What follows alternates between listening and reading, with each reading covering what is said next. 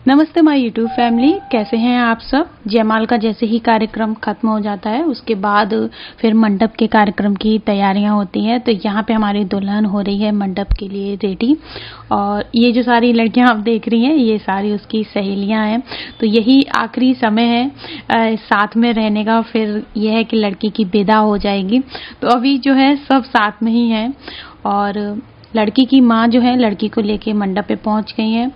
और साथ में हैं कृष्ण जी और राधा रानी। तो पंडित जी जो हैं वो पहले कृष्ण जी और राधा रानी की पूजा कराएंगे, उसके बाद मंडप के कार्यक्रम है वो सारे शुरू होंगे।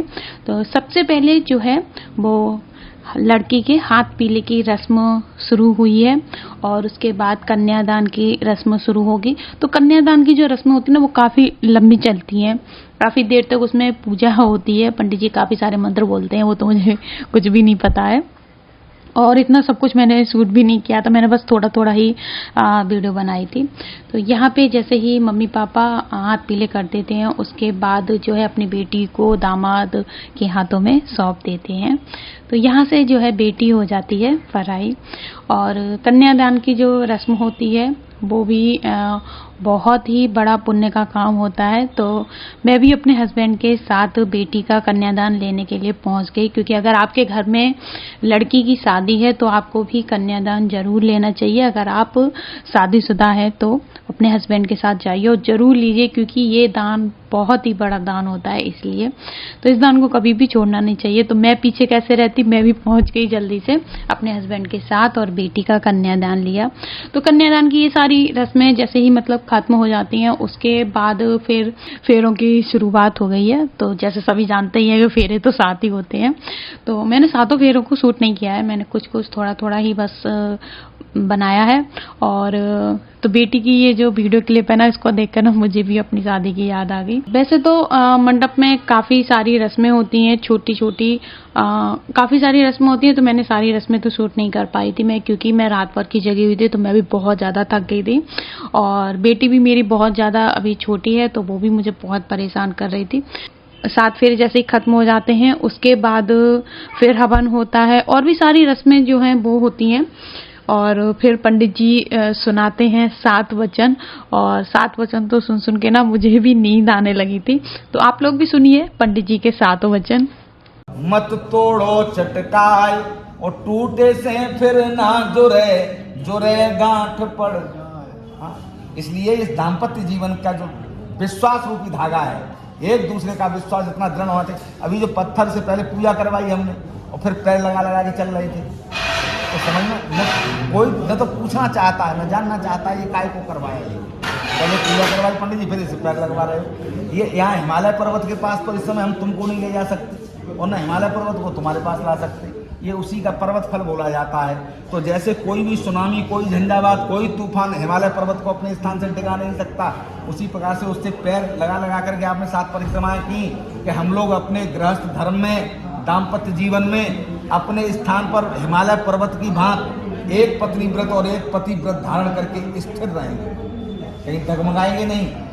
तो ये सौगंध ले लेकर के आपने परिक्रमाएं ली, ठीक है ना। इसमें लाजई होम क्यों किया गया?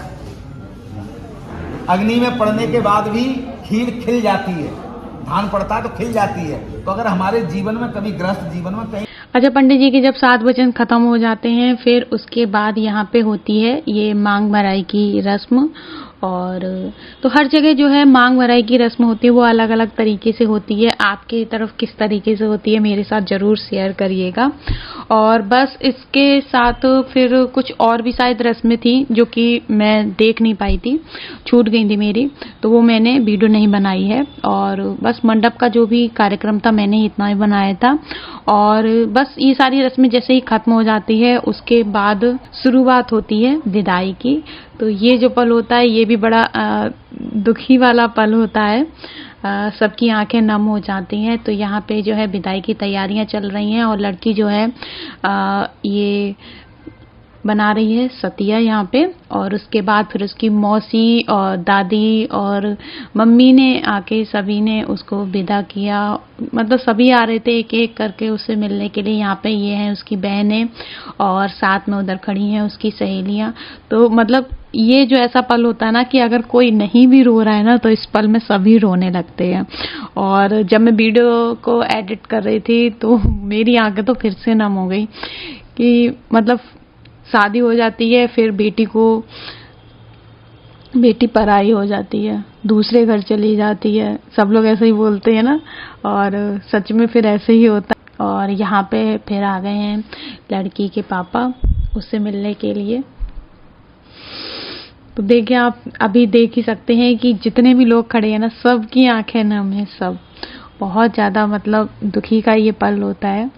और यहाँ पे लड़की के हैं चाचा यानी कि मेरे हस्बैंड, और सभी लोग इतना रोए, बहुत रोए, और लड़की भी हमारी बहुत रोई। और बस फिर जो है भाई जो है वो उसको लेके जाते हैं गाड़ी तक। और यहाँ पे मैं भी पहुंच गई हूँ उससे मिलने के लिए, मैं भी मिली थी। और इतना ज़्यादा मतलब ऐसा पल होता है ना कि क्या मैं मतलब कुछ कहूँ, मैं तो कुछ मेरे मतलब शब्द ही नहीं है मेरे पास कि मैं क्या कह सकती हूँ, कुछ कहना ही नहीं चाहती हूँ। ऐसा पल होता है ना कि मतलब दिल भी रोने लगता है बहुत ही ज़्यादा। यहाँ पे लड़की को फिर हम सब ने विदा करके बिठा दिया है गाड़ी में। और जैसे ही लड़की की विदा हो जाती है उसके बाद धीरे धीरे फिर सभी जितने भी रिश्तेदार होते हैं सब धीरे धीरे सबकी विदा होने लगती है। और उसके बाद फिर हम सब ने भी ले ली यहाँ से विदाई और हम सब भी चले आए हैं। ये देखिए हमारी छुटकी, और छुटकी तो लगातार बस सुबह जगती ही रही।